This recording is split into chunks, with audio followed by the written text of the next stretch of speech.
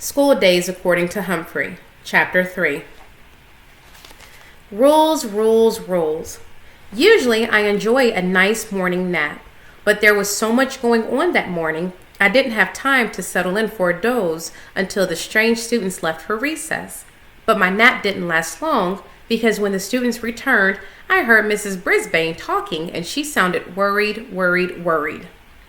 Harry didn't come back, she said. Did anyone see him on the playground? Sure, Simon said.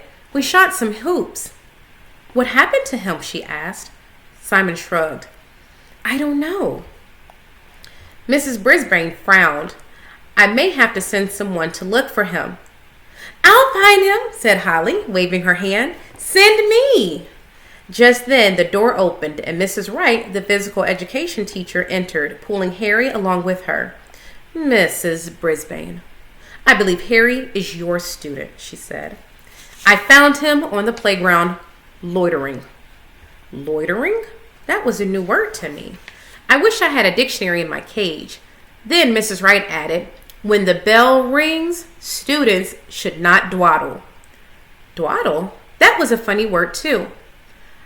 I thought his teacher solved his problem last year, Mrs. Wright said. I noticed a silver whistle around her neck and crossed my paws that she wouldn't blow it. But I see she didn't. Harry, why were you late? Mrs. Brisbane asked the boy. Did you hear the bell? Harry nodded. Did you see the other students lining up to come inside? She continued. Harry nodded again. Yes, and I was about to get in line when I noticed this cool anthill near my foot. I almost stepped on it. It was the biggest one I ever saw. So you lost track of time? Mrs. Brisbane asked. Yes, Harry said. Mrs. Wright shook her head. Dawdling. Very well, take your seat, Mrs. Brisbane told Harry. Next time, get right in line. We do have rules, Mrs. Brisbane, Mrs. Wright said. I hope your students obey them. Mrs. Brisbane waited for Mrs. Wright to leave. Then she said, speaking of rules, I think it's time to go over the rules of this classroom. None too soon, I thought. There was nothing too surprising about the rules Mrs. Brisbane had printed on the board earlier that morning. Number 1, follow directions as soon as they are given. Number 2, raise your hand and wait to be called on before speaking. Number 3, stay in your seat while the teacher is teaching. Number 4, keep your hands, legs, and other objects to yourself. Number 5, walk inside the school and use your inside voice. Number 6, treat people the way you'd like to be treated. As I read the rules, I wondered how good I was at following them. I try to follow the teacher's directions. But what can I do if no one gives me directions? For example, what if no one tells me to bring a summer box to school? Still, those rules got me to thinking. The rule about raising hands made me miss Raise Your Hand Heidi, who sometimes forgot that rule last year, but I liked her anyway. I can't stay in my seat because I don't actually have a seat, but I always try to stay in my cage while the teacher is teaching. I try to keep my paws to myself, and I hope that dogs, cats, and other large creatures will do the same. I also try to remember to walk inside the school, but I have to admit, sometimes I roll in my hamster ball. I always use my inside voice because even when I shout, it's not very loud. And I treat people the way I'd like to be treated. At least I mean to. Then Mrs. Brisbane talked about the consequences of breaking the rules, which made my whiskers wiggle. A warning was bad enough, and so was a timeout. But a note home? Eek! I thought that would be terrible until I realized that my home actually was room 26. Next came a phone call home, but I don't have a phone. And finally, a student who broke the rules again would be sent to the principal's office. I like Principal Morales a lot, but I didn't think I'd like to have to go to his office and tell him I'd broken a rule. He'd be unspeakably disappointed in me. I was imagining myself sitting in the principal's office after breaking one of the rules when I suddenly heard Mrs. Brisbane say, there is another rule in room 26.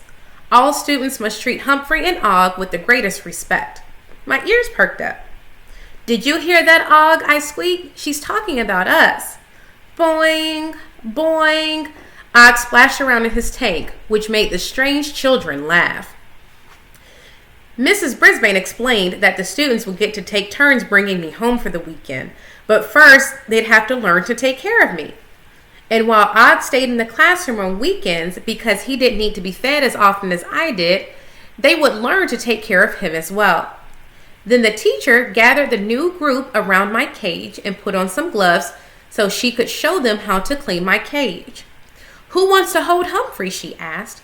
Not surprisingly, lots of the new students volunteered. Mrs. Brisbane slowly and gently picked me up. "Never poke your finger in the cage," she told the students. "Give Humphrey time to get used to you." "Will he bite?" Phoebe asked nervously. "No way," I squeaked. "Humphrey hasn't bitten anyone yet, but if someone poked a finger in his face, I wouldn't blame him," said Mrs. Brisbane. "When I had a hamster, he bit my finger," Julie said, "but my mom said it was because he thought it was a carrot." Mrs. Brisbane nodded, "And if you don't wash your hands before handling a hamster, he might smell the food you've eaten and think you're something to eat too." I don't like to disagree with the teacher, but first of all, many humans have hands that don't smell like anything I'd want to eat. And I'm smart enough to tell the difference between a carrot and a finger. "Let's see. Why don't you take him, Kelsey?" she asked. Kelsey looked surprised. I'm sure I did too. Kelsey looked like a nice girl, but it didn't seem as if she could be more careful. "Hold him in your hand like this." Mrs. Brisbane transferred me to Kelsey's outreached hand. "Make him feel very safe. Cup your other hand over his head like a little roof. I think he likes that." I do like that, as a matter of fact. Kelsey was so excited to be holding me, her hand actually shook a little. I suddenly remembered about her broken arm and her broken leg, and I hoped I wouldn't end up being a broken hamster. "Don't worry, Humphrey. I'll be careful with you," she whispered. I relaxed, and so did she. The shaking stopped. "Can I pet him?" Simon asked.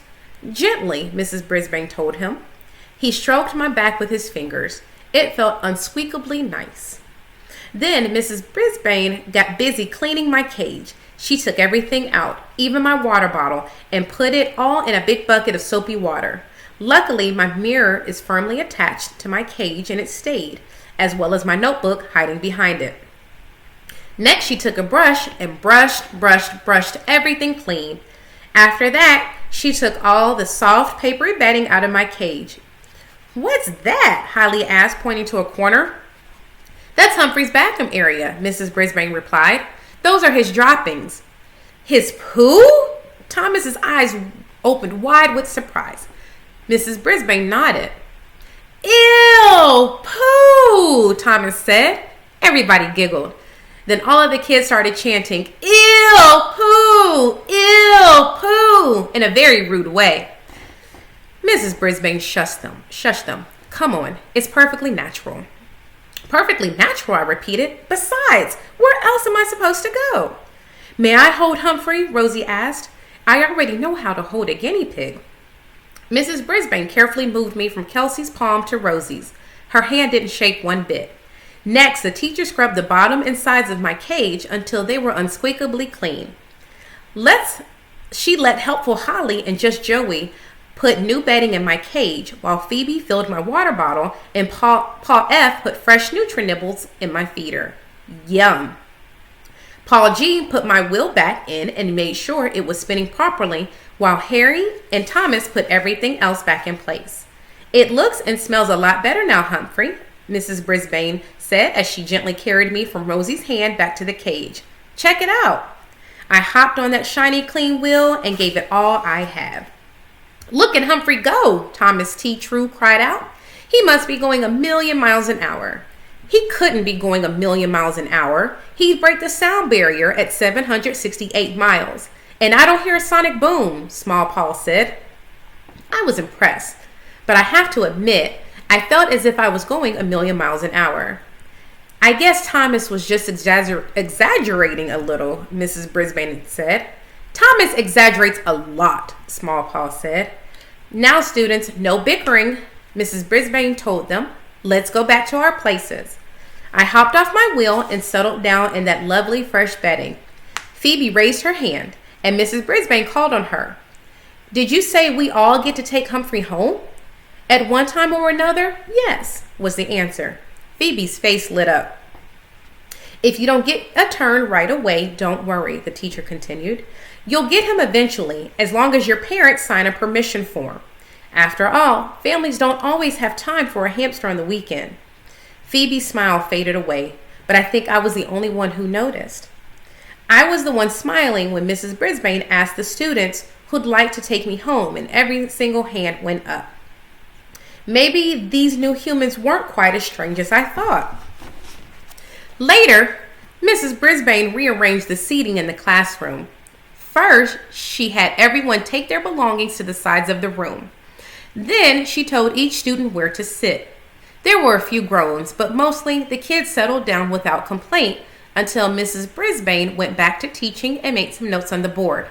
Suddenly, a hand began waving. "Teacher!" Mrs. Brisbane looked up. "Please call me Mrs. Brisbane," she said. "What is it, Kelsey?"